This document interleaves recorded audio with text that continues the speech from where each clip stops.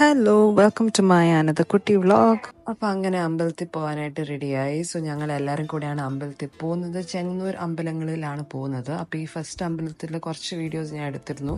അപ്പൊ ഇവിടെ തിരി കത്തിക്കാനായിട്ട് നോക്കിയപ്പോൾ ആദ്യം അണഞ്ഞു പോയായിരുന്നു.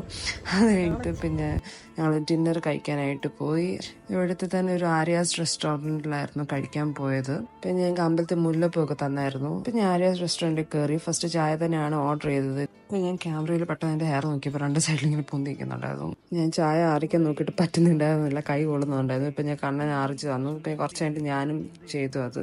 എനിക്ക് പിന്നെ കുറേ ചായ ആറിക്കുന്നതും ഇഷ്ടമല്ല, കുറച്ച് ചൂടോടെ തന്നെ കുടിക്കാൻ തന്നെയാണ് ഇഷ്ടം. കുറച്ച് നാക്ക് പൊള്ളിയാലും കുഴപ്പമില്ല, ഇത്തിരി ചൂട് വേണം. ആസ് ഓൾവേസ് ആര്യാസിലെ ചായ എപ്പോഴും നല്ലതാണ്. അപ്പം എനിക്കിഷ്ടമായി.